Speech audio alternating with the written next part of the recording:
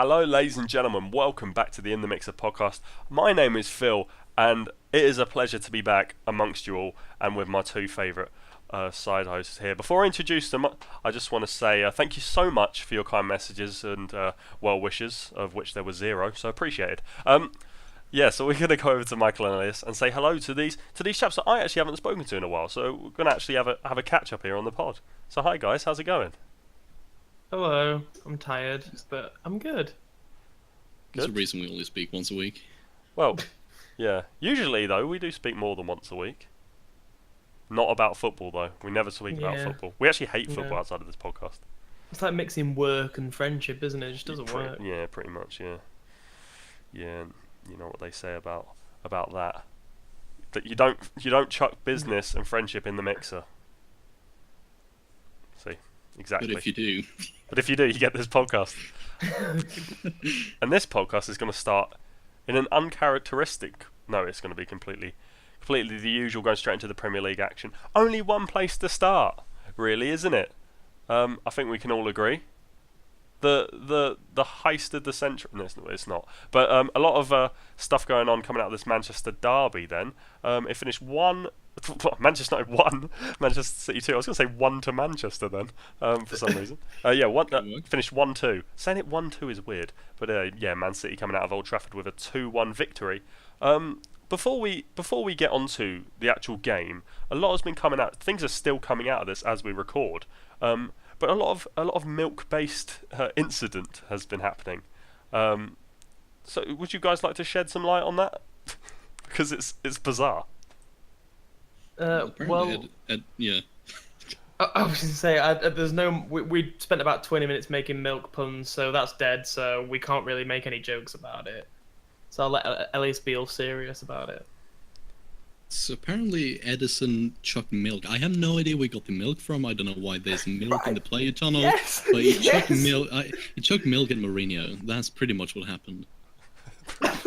But this was exactly my thought. Like if it was water or like an energy drink, but milk, like the most heavy drink you can get. Just, I was really confused by that too. Maybe it was put there just to be thrown at Mourinho. Maybe one of them just recently won the Daytona 500.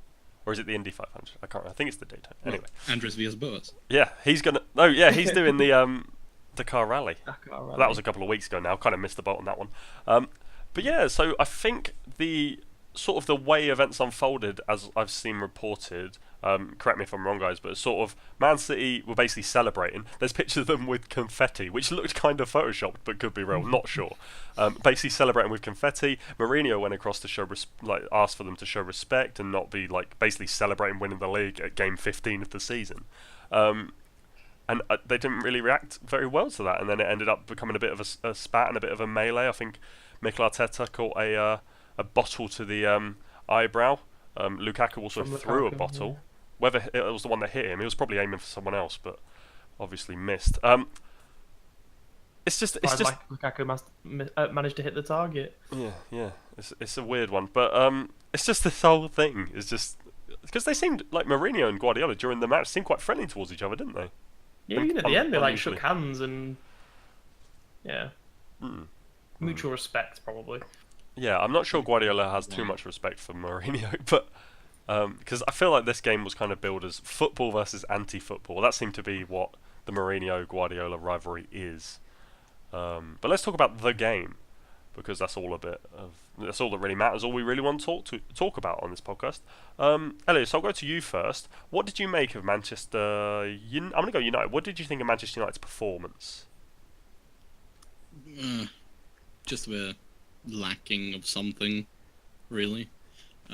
I thought that you could ask a lot more from Martial and Rashford, even though I felt like Rashford was probably better than Martial in that game. But I felt like just the wing play wasn't really there for United, and it's something that I really looked up to for United this season. I feel like Martial is really having a breakthrough. Like he's been there for a few years now, but it feels like this year will be his breakthrough year. The way he's playing and the way he's getting assists, and he's just showing off what he really can do. Also Rashford, of course, he is Rashford. He's only 20 years old. He's really good for his age. I don't really get. We talked about this a bit before the podcast. Me and Michael as well. We don't really get the hate for Rashford. I think he's a really mature player for his age, and yeah, I don't know. Like it didn't feel like United were gonna fight back. It felt like they really wanted that 1-1 and be happy with that. I think that's a pretty good. Feel like the wing play. You said there was an issue there. Do you feel that was slightly because Lukaku was struggling holding up the play and bringing the actual Rashford and Martial into the game, or do you think it was just Martial and Rashford not doing enough? But you can argue that, but also Zlatan got substituted on in the 77th minute or something like that. Yeah. Wait, yeah, somewhere around there. But it didn't really offer anything holding up the play. It might have been too late. I don't know. Mourinho likes to make his substitutions very late, and has been criticised for that in the past. But I just don't feel like United were fully up to it. And that's a bit weird to see United be for a Manchester derby. I think for me, I think it really showed that they missed Pogba as an additional player to hold up the ball, not necessarily in terms of strength, but in just sort of pure like ball control in the middle of the park. Like the ball was often dispatched off to Lukaku really quickly, or it came in the air to Lukaku, and they just really missed a player to be able to run with the ball comfortably. I mean, Martial had a couple of good runs, but they all sort of resulted in him running straight at the defender and either losing it or getting a very harmless shot on goal. So it was evident that they missed Pogba. But I think another point that Elias was talking about, the wing backs, I think that City obviously recognised that a lot of the play went through Young and Valencia, and they were sort of made to look like the players of when they were at their worst, kind of thing. Even De Bruyne was sent out to, it seems like, almost mark Young, and he had no space to even hug the touchline at all. It was City played wider across the midfield than they usually do to counter it, I think. Yeah, so I feel like the second half started, Manchester United perhaps wanted to take the game to City a little bit more with the confidence of the late first half goal, and try and build up the play a bit more, and that sort of stopped when the City second goal went in. But I don't know whether Manchester City pinned the fullbacks back or whether that was Mourinho's tactic, because when they didn't have the ball, United, they almost set out as a 4-4-2, two banks of four, sort of Lingard and Lukaku doing the pressing up top, and sort of that seemed to be how they set up, and almost let Man City have the ball. It's like they knew they weren't good enough to get the ball off City and keep it. And City, for all their possession, I don't think they really created the chances that we would have thought they would have. I don't know if you guys agree with that, but I'll let you run with that idea. I think that they definitely had a few clear-cut chances that just weren't necessarily taken, or were almost sort of cut short last minute. Sterling in particular had a one early on. Jesus had one when he was sort of pretty much open in the box, and he just sort of rolled it into De Gea. De Gea made a good save from Sané's chance, and there was obviously the one at the end for like Bernardo Silva, but that was like right at the death. So I don't think it was quite as limited as you say, but we always expected United to be more defensive than attacking. So they were going to the quality of United, they were going to limit City's chances, and City looked nervous. Like they looked like that they were playing on that occasion, like that they understood the like what was riding on it almost. So I think that was also a factor. Yeah. I don't necessarily think United were defensive. I just think they didn't.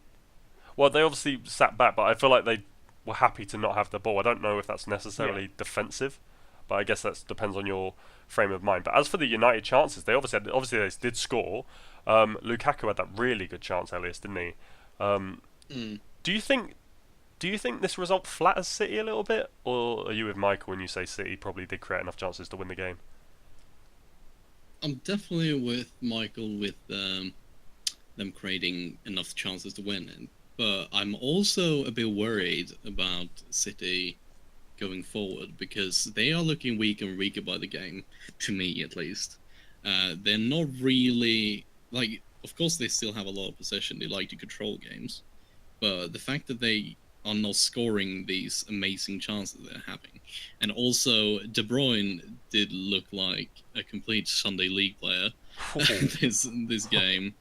He was misplacing passes left and right, and I just didn't recognize him at all. Also, Sterling was not very good for me. So it's just like it's Man City. They're scoring the chances. They're scoring enough goals to win the games right now. But if their star players start to flop, then I really fear for them to lose this like massive lead that they have right now. Yeah, I think the worry is the fact that the 2 goals came from a bit of fortune on United's part, and the majority of goals scored, maybe not by the City's side, but perhaps by Manchester United. Like, a lot of goals come with a little bit of fortune, whether it's a defender out of position or something like that. But the fact that both the goals came from 2 set pieces is just unlike City, and I just feel that's a bit weird. But that's why I kind of think the result was a bit odd, and I feel like a draw may have been a fair result. But anyway, that's just me. Should we go over to the other derby? Should we go over to the other red v blue City derby of Liverpool? Liverpool 1, Everton 1. Sam Allardyce, very happy with this point. Jurgen Klopp, not so much.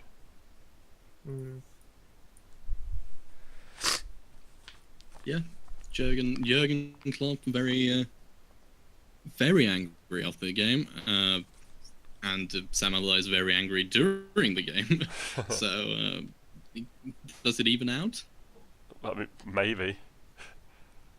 I mean, Allardyce isn't directed directly at one man. Oh yeah. Well, Yeah. he was, like individual players. He was shouting, but that's just Allardyce in general. Yeah, I feel like the aggressive nature of the Klopp interview was a bit much after the game. We've put a lot of opinions on Twitter about that, I think. Actually, maybe not on the In the Mixer account, so we might have to put some of them on there. But I think we want to concentrate on the actual on-pitch incidents. The main talking point is the penalty, of course. Yeah. What did you guys think? Penalty or not? Me and Elias touched on this before the podcast. Yeah, it's a penalty. It's stupid. I don't think it is. Really? Yeah, I don't think it's a penalty. Like it's Calvert-Lewin, right? That sort of slows down in front of Lovren. He doesn't slow down. He steps across Lovren.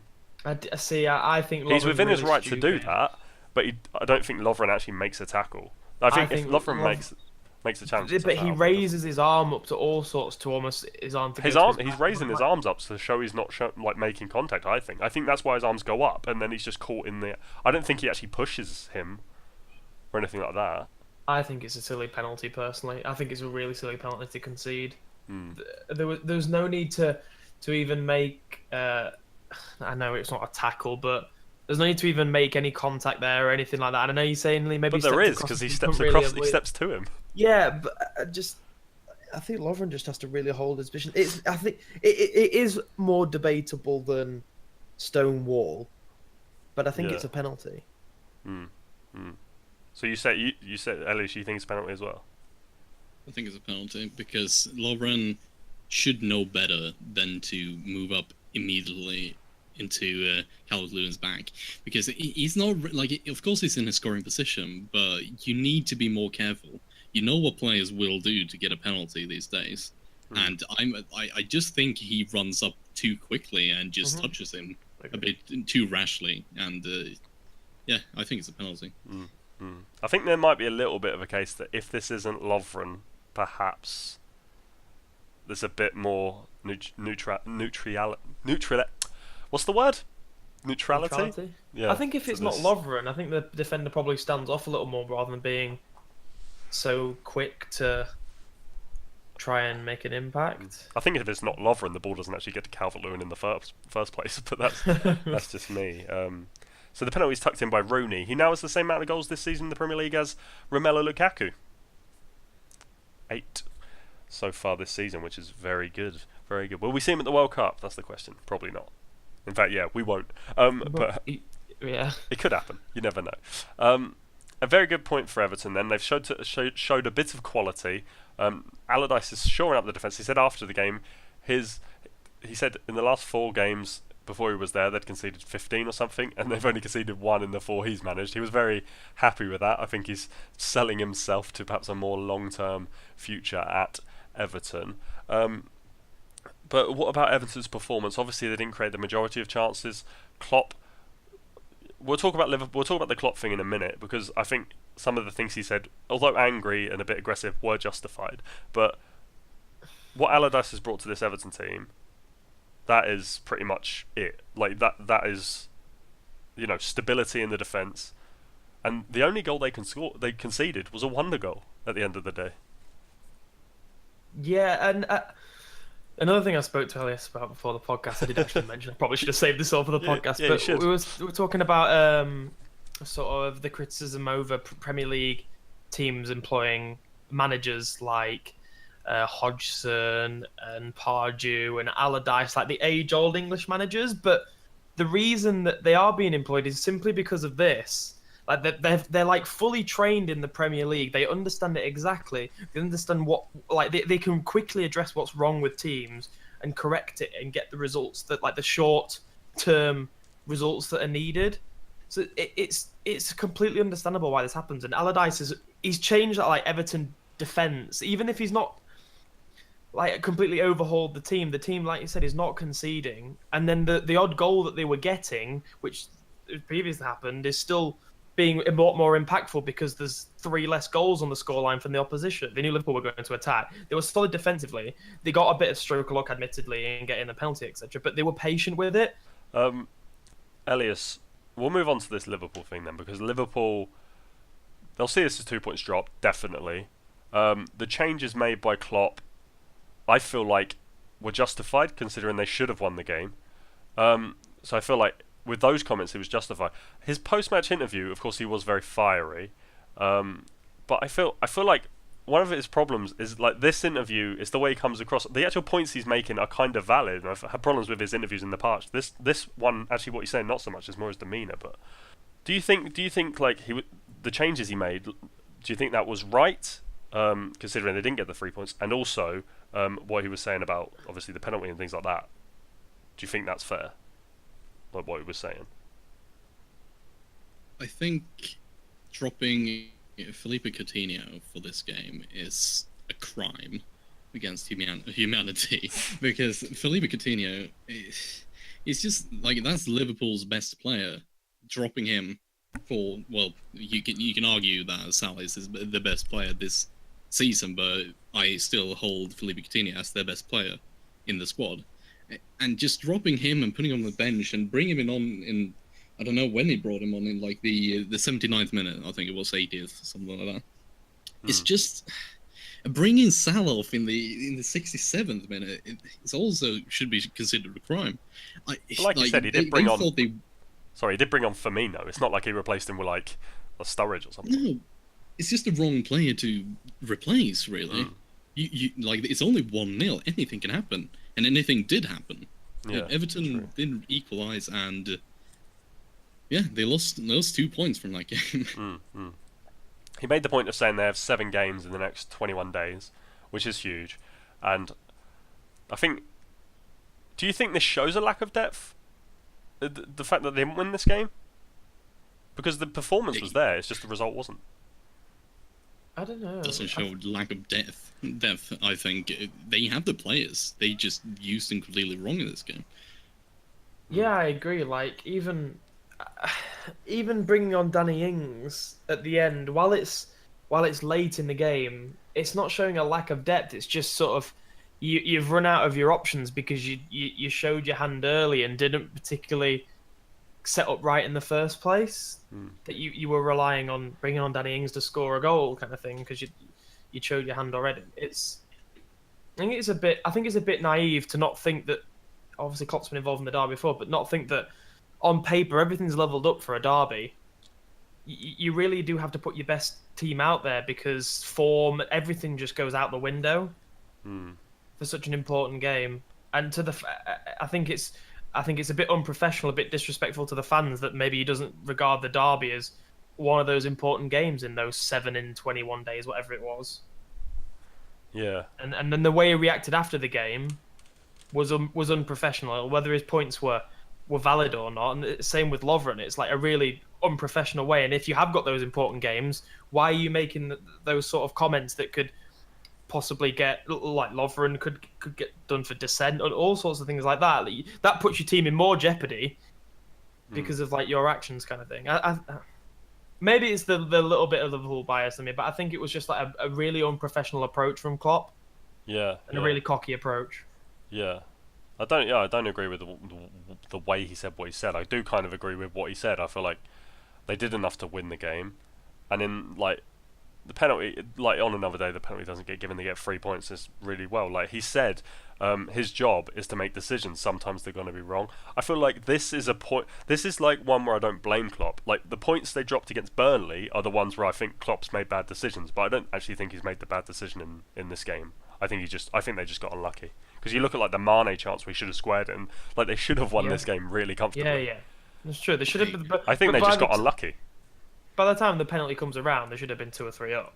So it should be almost irrelevant. But yeah. Anything to add, Elias, or shall we move on? I had completely forgotten about the Mane chance, and that made me so mad. How can you be so selfish in that big of a game? Yeah. It's just beyond me. I think if it's 0-0, he probably does square it. I think. I don't know. Who knows? Anyway, we'll be back after this short break anyway, guys, with some more Premier League chat, including Chelsea and Stoke. So, see you after this. Hey, guess what? The In The Mixer Show now has a new YouTube channel where you can subscribe to listen to our podcast weekly, as well as access exclusive content such as outtakes, previews, and us getting lost in Moscow. Bye! Right, guys, welcome back to part 2. Splitting these parts up like, what was it, Moses? Spread the Red Sea? Moses? Was he the Messiah? No, David Moyes is the Moyesiah. That's who it is. Hey, sorry? I said Victor. I thought you were going to go for Victor Moses. No. Did he play? I thought Zappacosta played. Played very well, apparently. Anyway, we're not going to talk about Chelsea because we really didn't want to talk about this game this week. We wanted it to be a routine win. So we talk about Chelsea a lot because obviously, Chelsea is one of our podcasters' teams. And guess which one? Yeah, Phil's. But as is everyone, as is Liverpool as well. We wanted to sort of avoid Chelsea. Unfortunately, they decided to lose to West Ham, who were bottom of the league at the time. Not anymore though. David Moyes, manager of the month. Could it happen? I'll go to you, Elias. Why? Why do you go to me? I think I should just sit here and. We're talking about David Moyes' manager of the month opportunities because it's the only thing he's going to win this season. No, he won the game against Chelsea as well. Fair play. So okay. That's all I got. Maybe we should have gone to Michael. Michael, go on. Give us your David Moyes breakdown. West Ham were decent, but Chelsea were terrible. And I think it's the second time I've said this, but these West Ham were decent and Chelsea were terrible. No. These midweek games seem to just end up resulting in Chelsea having a disappointing weekend. I can't remember who. Was it Burnley? I don't know. No, I know what you're talking about. I feel like these midweek games seem to. It's like last season. It's like the complete opposite to last season now with them, and they're not really sure how to deal with the Champions League. Do you think Chelsea's squad is a bit thin? Is that I don't know whether it's thin. I just think maybe anyway, the players that are sat on the bench are not really used enough to be. I don't know. Maybe it doesn't matter. We're not talking about Chelsea anyway. Yeah. We're not talking about Chelsea. We're not. West Ham. Marko Arnautovic scoring. Is that his first West Ham goal? I think so. Yeah. A nice one. He scored against Werder Bremen in a friendly. Well, that I think doesn't count. So a very nice taking goal. Jumped into the fans, got booked. Obviously meant a lot to him. This game struck me as like this could be the game that makes the Olympic Stadium West Ham's home. Does that make sense? Like that crowd was actually rocking, like for a change. Yeah. And it was very like, I don't know. It felt like a game that could perhaps change, make that their home now almost, like or at least mentality a catalyst shift. Anyway. Yeah, so it might be a place they enjoy playing. I haven't seen it like that since they were 3-0 down to Spurs, and then they brought it back to 3-2, and that was like an awesome atmosphere then as well. What do we think of West Ham's chances of staying up, though? Is it too much of a mountain to climb? They have a lot of... I mean, is Adrian the saviour? That's what I want to really say. Is They won't go Adrian down. the saviour? Don't think they'll go down. You don't? I think West Brom will probably replace them in that bottom three. Do you think West Ham are going to stay up, Michael? Yes. Nice. What about you, Elias? Do you think West Ham are going to stay up? Or do you think Chelsea are going to go down? I'll forever blowing bubbles, pretty bubbles in the air. Oh, brilliant. I'm a West Ham fan, by the way. That is some in-depth tactical analysis right there. From how's your Chicharito? I'll say prediction. I mean bet. Going on track. Play first. He needs to play first. He's got 4 goals, I think. So 4 goals. he's third. He's a third through all the goals he needs. Nice. I feel he can do it if Moyesy man can get him on track. He doesn't seem like a Moyes type player, though. I'll be honest. I feel like Andy Carroll's going to get the nod and the elbow. Chelsea. No, This isn't the only team in purple and blue they'll be playing, because they drew Barcelona in the Champions League, and I, for one, I think they might do them. Oh. What do we think? Morata's going to score like 15 goals over 2 days. He did score against them in the Champions League final. They lost when he played for Juventus. So if that doesn't mean anything, I don't know what does. It's He just goes against Atletico. So he can score against Spanish teams. I'm very He's optimistic. also Spanish. Are so that- Barcelona Spanish? That's the question. Probably not one for us on this podcast. But I think yeah, they'll do them. Barca aren't great this season, but neither are Chelsea, so... we'll talk about Barcelona later, actually, if you want. In fact, it's in the Alright, running order, why so not? sure. Yeah, so this is probably the highlight of the draw, I think. Certainly on Real Madrid PSG? well, certainly I was going to say certainly from an English fan's point of view, it's the one that sticks out considering their history. But Real Madrid and PSG, like you say, definitely the two modern giants. Well, PSG more than Real Madrid, of course. But yeah, definitely one that gets the mouth watering. Neymar could be playing against his future club. Who knows?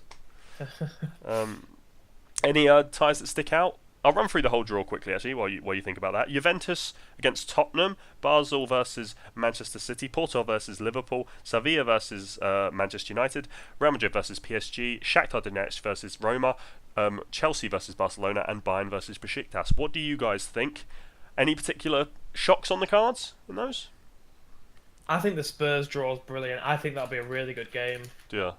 Nice. Yeah, I genuinely do. I know you're thinking, oh, we're out of the Champions League here, I'm not thinking that at all. or that, or we're going to win it still, and Heung-min Son, boy genius, or whatever you're going through your mind, but I think that's going to be a really good game. What about you, Ellis? You got any predictions, or what do you think of the game, the tie of the round? After this weekend's performance, I'm thinking Chelsea winning the Champions League. Finishing sixth in the league. Top scorer. Yeah. Who's your and current Di Matteo assistant getting- manager? I was going to say, who's your current assistant manager going to come in and take the reins? I just think reign with Antonio Conte, Roberto Di Matteo, and Gianfranco Solis on the cards. What could possibly go wrong? I'm Well, we actually could substitute them. I'm going to actually predict Chelsea, Spurs, and Besiktas to go for it. I reckon Besiktas will do Bayern Munich over 2 legs.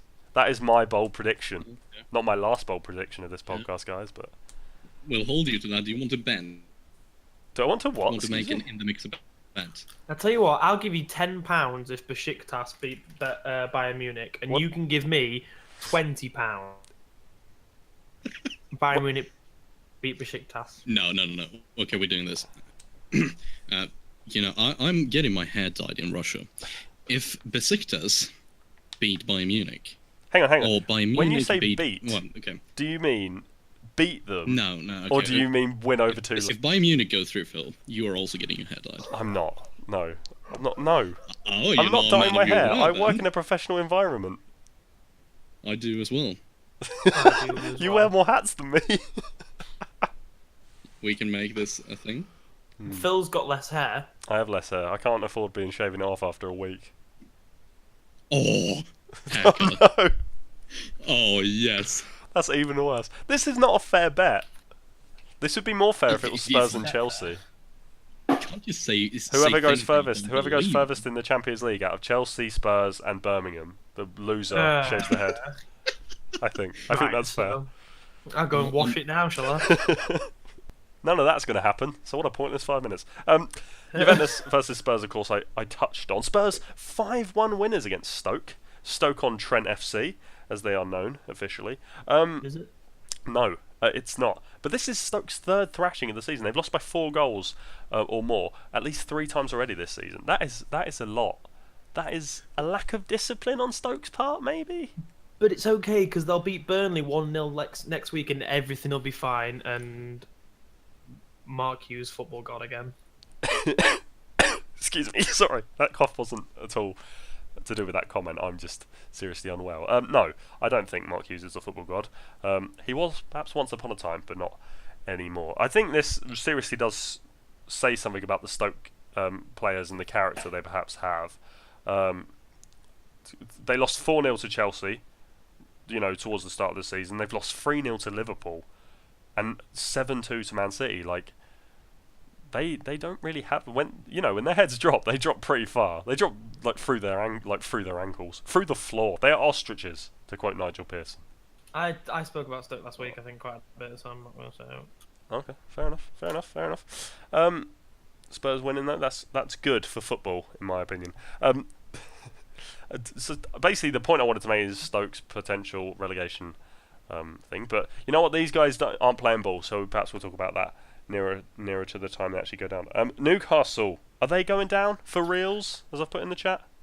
I don't think they will, but I think a result like this just show that they are really weak, as we've already said previously. The main Leicester are looking strong again, which is good. Leicester are looking good. The worry I have about Newcastle is the fact that they're trying to be sold, so the lack of investment there in January specifically is going to be non-existent. Why would Ashley invest if he's about to sell?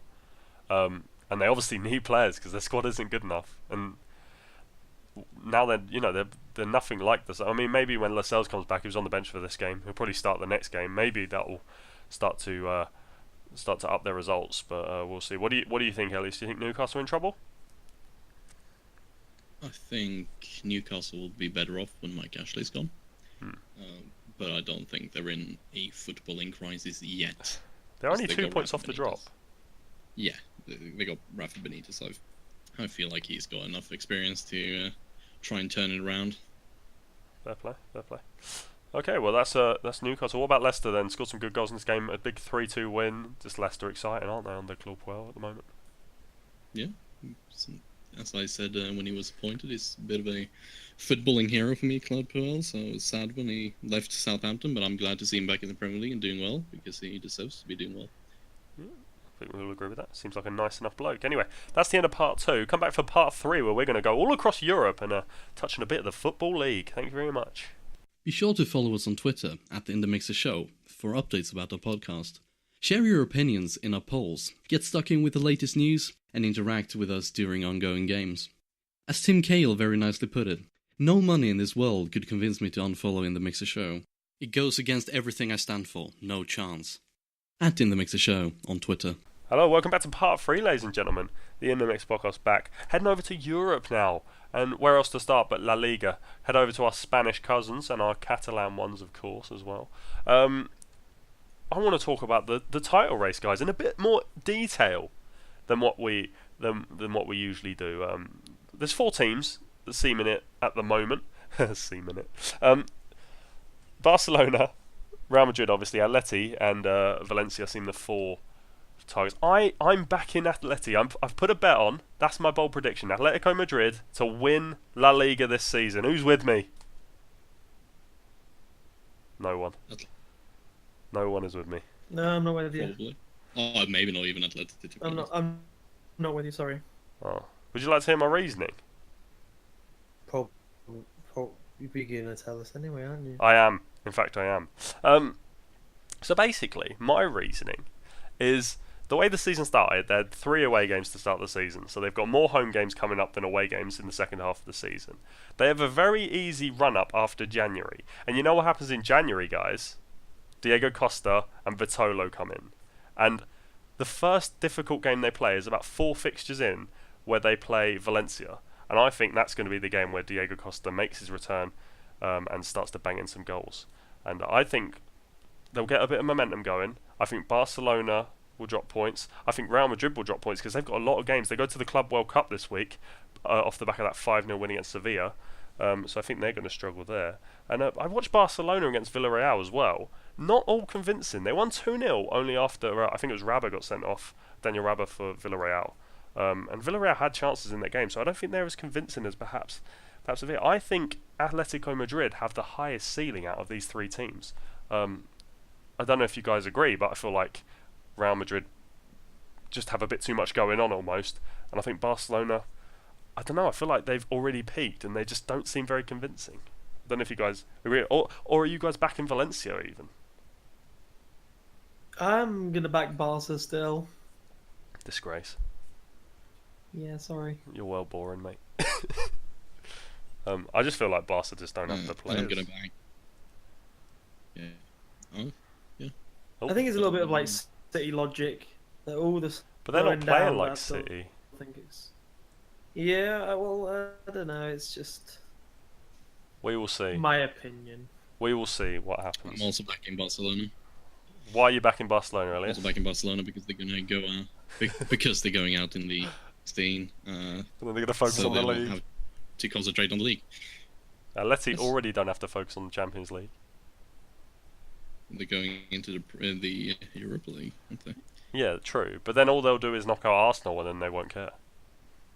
So, I Job feel done, like really, Arsenal isn't it, will for that? already be knocked out. to Östersund. We got him in there. We got him in Yeah. there. With their English manager, of course. Graham Potter. I think it's Graham Potter. If anybody follows the Lad Bible, then I've seen his name about 30 times every time they win a game. So Please don't follow the Lad Bible, follow the In the Mixes. Yeah, do that. Do that. Yeah, maybe we'll touch on that when they do play Arsenal a bit more. We'll head over to Serie A then. Some interesting results. Napoli drawing with Fiorentina, I believe it was 0-0, and Juve and Inter drawing together 0-0 as well. Napoli getting away with it there a bit because if either Juve or Inter had won, they might have been a bit too. They are starting to see results, and their Champions League exit hasn't helped with their almost big game bottlers, almost reputation really. Starting to worry a bit for them now. Is there not the title challenge obviously isn't over, but you have to worry for them because they had such a good start to the season and they're already starting to drop off. Yeah, but I still feel like Inter are going really strong, and I would really like to see them win the league. I'm with you. You I'm can never definitely count with out you. Juventus. You can never count out Napoli, really. Napoli have a really strong squad. They have been building for quite a few years now. But I still think it's going to be Juventus. So, I don't know. it's really good to see Italy being a really competitive title race.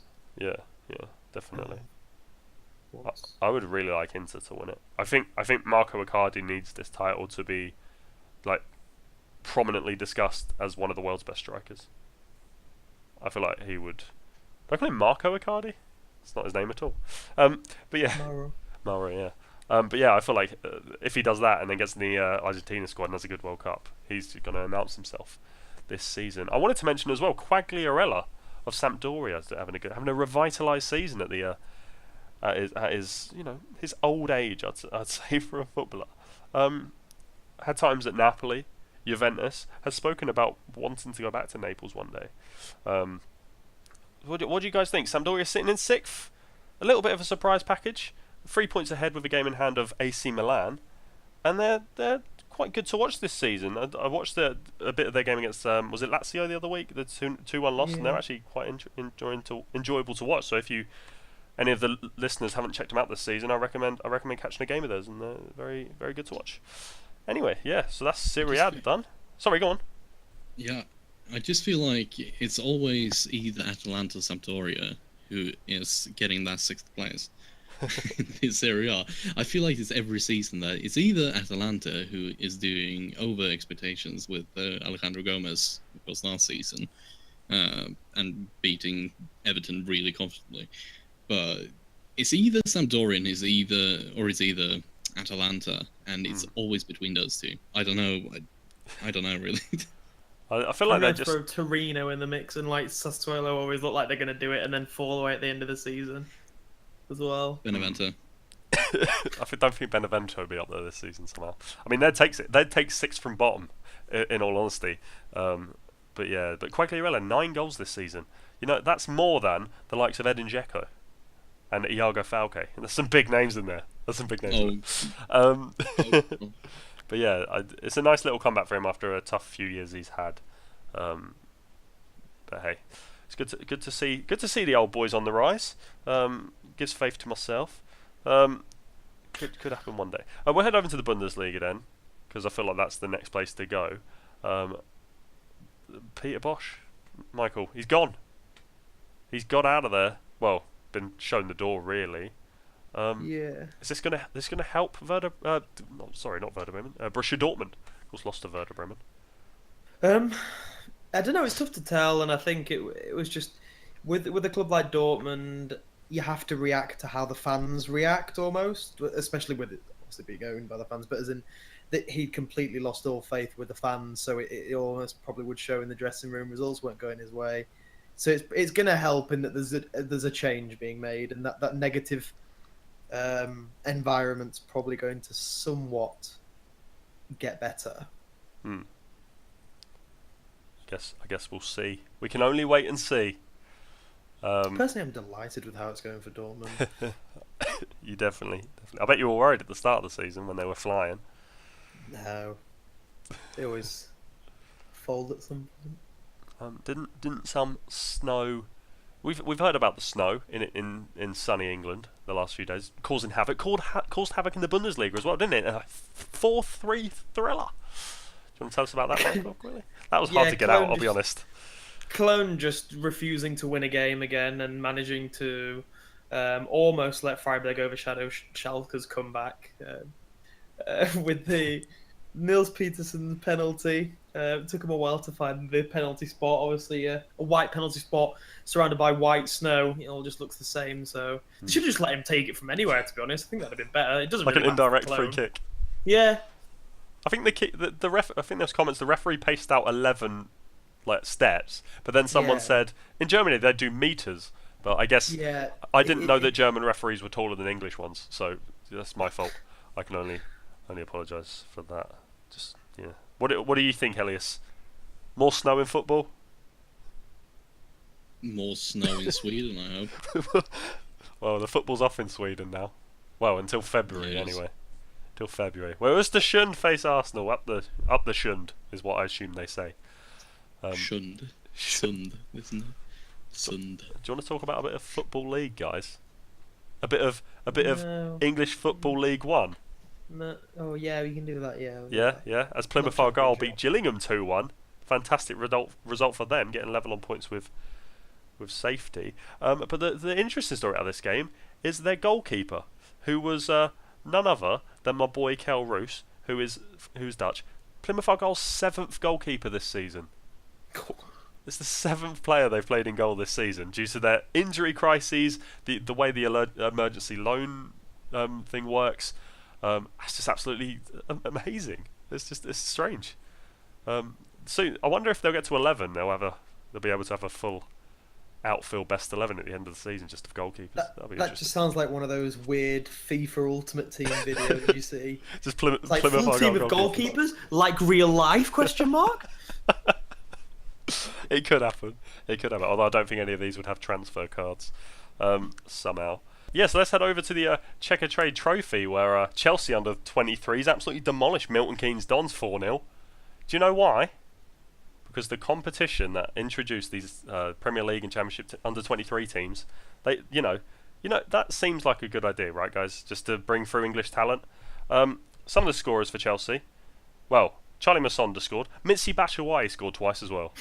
So, helping bring that young English talent through, I can only assume.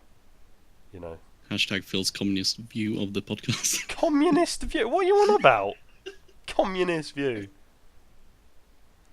Anyway, after that. Absolute outrageous comment. Kelechi Iheanacho also started for Leicester under 23s. I hope he plays for England at the World Cup. So there you go. Interesting. Just that tournament is just a complete shambles, and it used to be a good little outing for Football League clubs, like getting to the final, going to Wembley, but not any longer. We'll be back after this short interval where we will be talking about the In the Mix defenders for the XI and our heroes and villains of the week. Don't go away. So, ladies and gentlemen, how are you enjoying the episode so far? If you're enjoying it, make sure you leave a rating on iTunes and also subscribe, as it helps us out massively. And if you want to get in touch, inthemixerpodcast@gmail.com is where you need to reach us on the email. Thank you so much for listening. Enjoy the next part. Welcome back to part 4. We will be chitter-chattering, checker-trading about our In the Mixer defence. We have got to induct the boy Iker Casillas. As did you induct him last week? I wasn't here. I don't know if you officially inducted him. Did you officially induct him? We sent your apologies for why we weren't doing the defenders, so... Oh, sorry guys. I apologise. That's okay. But we did send everyone over to check it out this week, so... Oh, so hopefully they're here. Hi guys. Welcome back. So, if you don't know how this works, we basically pitch the players we think should be in the Mixer 11. The In the Mixer 11. So, you know, the podcast picks don't have to necessarily be the best players in the world, just ones we enjoy. Who wants to go first then? Because we're starting with centre backs. We need to. What's the formation first of all? Are we going 2 at the back? What? What? What do you mean 2 at the back and then fullbacks? As in, are we picking 2 right, today or okay, 3 today? Yeah. I was like, No, how offensive do we... Yeah, we're gonna play a 3-7-4. That's not possible. I mean, it would make it easier. Then everyone could have their player, and then that'd be great. But no, we are going to. I say we go for the 2 centre backs because you can have pairings then. Yeah. If you pick Scott Dan and Roger Johnson, I'm going to be so mad. He has done that. Because you can't have one without the other, and he can't have both, so it's not going to work. And also, only one of those started the Football League final. Go on. I did predict that Phil will get mad about me, and it's Birmingham players again. But I promise next week, no Birmingham players. No Birmingham players. Not even Stephen Carr. I've got a Spurs one this week, so don't worry too much. That's all right then. You can't get too mad at me. I have to go for Roger Johnson and Scott Dan. It's not even one. What if we have one of the centre backs is Scott Dan and Roger Johnson as one of the centre backs? No, because that'd just be like the best footballer ever to live. Johnston. Paint trophy. This is paint. Oh. This literally a paint. Well, okay. Do you want to explain your reason? Forced apart these two by ownership issues, but and ability. As a pairing, as a pairing, they were incredible. Led Birmingham obviously to their Carling Cup win. Only one of them started the final. Just saying. Yeah, but come on. I'm sorry. I'm going to stop talking now. You can't. Yeah. I'm sorry. Partnered with the fullbacks that I would have chosen if they didn't play for Birmingham, which would have been Liam Ridgewell and Stephen Carr. But no, as a pair, they were incredible. Even in the Premier League, despite Birmingham going down that year, they I think they achieved, for a team that got relegated, a record amount of clean sheets between them or something like that. There was some sort of record that was tossed around. I tried really hard to find it to prove that I didn't make it up, but they were an incredible partnership, and it's been a long time since Birmingham have had a partnership like that. And it's really nice to actually see players that individually aren't maybe incredible playing so well together, and for me it kind of epitomizes teams below mid-table kind of thing. I don't know, it's just like that's how I saw it, and I was really glad that it was at Birmingham because I could grow to love both players, and it was just a shame that it ended how it did for them. But we did get a Carling Cup out of it, so decent. I assume Obafemi Martins will be one of your strikers. He's not. He actually isn't. Oh, wow, he isn't. Well, that could change. I always remember everyone saying you need Scott Dan and Roger Johnson in your fantasy team when those two are playing together because the constant clean sheets. Exactly, so it really weird. Was like that. It was so weird, but yeah, that was beautiful, Michael. You did, yeah, that was nice. You gave a good I expected that pick from you, so I'm not disappointed anyway. Should we go to Elias next? Elias, you want to go next? I can certainly go next. You can go next, Uh, guys. I've gone a bit unconventional. I don't think you'll expect one of these picks from me. Oh, you're going with all of them already? Well, should I do both, or should I Well, start go with your main one, then I can get my one in before you nick mine. Okay, let's do that then. Okay. Because I haven't got a pairing that has ever played together. Oh, nice. The first centre back I'm going to go with, purely because of entertainment purposes and his cracking right foot, really, is Alex, the former Chelsea nice. PSG Forgot about centre it. back, who is now retired. But he was just kind of like a childhood hero for me. I used to have him on the back of my shirts if I didn't have Frank Lampard there. And just the goals he scored against Arsenal. The pal driver.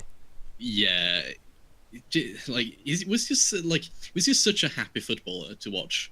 Like he was a massive guy, really strong, not very quick, but very good positioning, and also a threat in the air and a threat on free kicks, and just a very entertaining centre back to watch.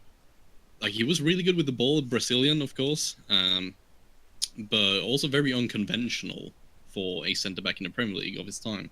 So that's why I grew to like him that much. Nice. I like it. Alex is a good pick, a bulky pick. So that's Definitely good. bulky. He's a bulky chap. Did he win number 33 for Chelsea? Yes, it did. Yeah, I like the number 33, and like in terms of wearing it, like but yeah. So that's probably why I remember that. So should we go on to mine then? Because mine's really good. Of Last course, in last your time, opinion. the Dida, of course, won it all. This guy hasn't really. Won nothing. I wonder if you can guess who it is. He used to play for Tottenham Hotspur, of course. That's not perhaps Is it what Ledley? he is later on. He was what I was going to give a mention to later on. But Oh. this man, Federico Fazio of What? of AS Roma at the moment. Currently still playing.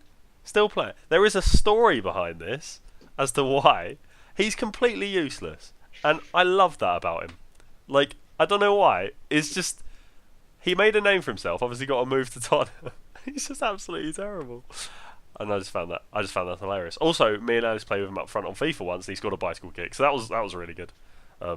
Yeah, he's not my proper pick, by the way. Just letting you know. Well, who is? I thought that was a bit of a dummy, right? My top pick is Alessandro Nesta, because a bit more of a ledge. Yeah. Done it all. Well, most of it. Of course, AC Milan legend, I guess. What do you think? I suppose so. He must be. Yeah. Kind of fell in the shadow a bit of Maldini. I don't know if you guys agree with that, but like Maldini seems to get a lot more mentions than him, and he definitely, I feel like, deserved a bit more praise for what he did during his career. He's like a forgotten legend. Yeah, I think so. Over 200 appearances for AC Milan. Like that's insane. I think he was in the squad, the World Cup winning squad. Yeah, he was. So he's won the World Cup. Obviously won Serie A and the Champions League with Milan, of course. And I feel like a legend who doesn't get the praise he deserves easily, in my opinion. Like I think I've just always rated like Italian defenders, and he seems like one who's actually somehow underrated, even though he's achieved so much in the game and is absolutely quality. And like all the best players, ended up playing in America and India. So if that doesn't spell class like with Perlo, I don't know what does. So there you go. Alessandro Nesta is my official pick. God, I was worried then. I thought Fazio would go down better than that, I'll be honest, but I've switched it in. It's all good. Don't worry about it. Any other backups we want to go to? Backups? You got any backups? I thought we were doing two centre-backs. Well, you can do as many as you want. Yeah, well, I'm going to mention my second one then, who I put in my team, which is the pick I don't think you'd expect me to pick, but it's also one of my childhood heroes, even though he played for one of the biggest rival teams of Chelsea now and at the time, and that is Nemanja Vidic, who I've picked as my second centre-back. I just think that Nemanja Vidic is the perfect modern centre back. Well, I say modern, mid 2000, early 2010s centre back, and he's just an example. Just an example on the pitch. He could do stupid things. He went in for tackles really, really strongly, but he was always a fair play player for me, and just a really great centre back. Yeah. Apart from when they play Liverpool and Fernando Torres specifically. Well, you know how I like Liverpool. You're a big So fan. fair play against Liverpool, it's different. Nice. Michael, you got any other mentions you want to throw out there into the mixer? Yeah, Carlos Puyol was going to be one of my others because I feel like he was obviously Messi is like the childhood statesman of Barcelona, but I feel like Puyol was also there, obviously being the captain for so long and like being completely individual with his hair and whatever. For me, it was almost like a poster player. Like you could recognize him instantly, and like you'd always think about his style of play, and like he just like epitomized Barcelona for me growing up. So I think he's probably my big backup. Yeah, he's been like replaced by Piqué recently, kind of as that sort of face of Barcelona's defense sort of thing. It's like he kind of. I feel like he came in and sort of. I feel like he's kind of overshadowed a little bit. Maybe I don't know, but. I don't know. Time will tell. When Piqué retires, we'll see which one is the more favoured amongst, Barcelona fans, I guess. Anyone else got any more, Elias? Or shall I throw Ledley King into the ring? Throw Ledley King into the I'll throw Ledley Careful. King. Oh, he's injured himself. Fragile. I thought you were going to put him up front, to be honest. I mean, he's played there. He's played there in the past. Of course, still the holder of the fastest ever goal in the Premier League against Bradford at 9.2 seconds. Ledley King, one club man, of course, absolute legend of the game. Only has one knee, which makes his ability even more impressive. The only man who could defend Thierry Henry without fouling him, according to the man himself, which is high praise indeed. Yeah, it's just a fantastic player. I honestly think he wouldn't have been a one club man if he wasn't so injury prone with his knee, but was absolutely superb in his time spent in holding midfield and obviously as a centre back, and is now doing great things as a Tottenham ambassador, and just seems like a proper stand up bloke really. So yeah, that's mine. I'm going to Ledley King as one of my backups. So we'll decide amongst ourselves, and we'll put a poll up. No, we won't. We'll decide amongst ourselves of who's going to be featuring in the poll prominently, and we'll have a poll up by the time this episode is released, and you guys can just check out our Twitter at In The Mix Show, and and vote on that, and we will induct the winner next week. Okay, so I think that is the end of that. I think we'll just end on the heroes and villains, I guess. Who wants to go first? Shall I go first? I never go first. I always hand out to the room. You go first. I'm going first. Okay, well, we'll go hero. We won't go villain first. So I'll go hero. And I'm going to say David Silva. Although I didn't think Man City played as well as they could have, and I don't think they dominated the game as much as people said. I think possession doesn't necessarily equal dominance. David Silva, I think, is the most crucial part of this Manchester City team. I think he's more important than De Bruyne. I think he's way more important than players like Kompany and even like Aguero and Sterling and Sane. I think he's the one player in that squad that isn't irreplaceable.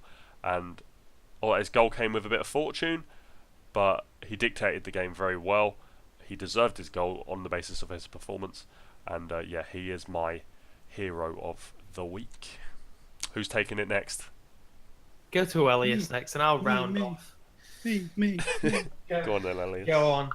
Let it rip. I'm going to give my hero of the week to Pablo Zabaleta, which is a bit of a weird pick, but I base it off the grounds that he stayed off the ground in this game. I have never seen a game with Hazard versus Pablo Zabaleta where he hasn't been on his ass, and he did a good job to stay there, and he was really good down the right wing of West Ham, and I see him as a really crucial part of them beating Chelsea. So. Nice. Go on then, Michael. Round us off. I'm gonna give I think it might be a little bit of a strange and controversial one. Not in that I don't think it's a bad pick. I think it's just a little bit unexpected. And I'm giving mine to Heung-min Son because I feel like with Tottenham going through this little rough patch that they did go through, he was one of the players that definitely stood out as still playing well through that. And it's nice to see his form still continuing into the Tottenham's demolishing of Stoke and not being overshadowed by other players. And I think he's a player that's really like grown in the Premier League since coming from the Bundesliga. And it's just really nice to see a player of like maybe not getting opportunity so much at Leverkusen and coming into Tottenham, and he's now really growing to it and he's becoming a real feature piece and like first name on the team sheet kind of player for Spurs this season. And obviously took apart Stoke. So he gets my MVP this week. He gets that MVP and ting. Okay, nice. Lovely. Villain, do you want to go backwards? Michael, do you want to start with the villain? Oh, Or shall I go? Or Ellis, do you want to go? Who? I'll throw it up in the air. Who catches it? Like a bouquet, a villain of the week bouquet. No one. Slapped on my head. Somebody else going to take. No, Okay. I'm going to give my villain of the week to Phil.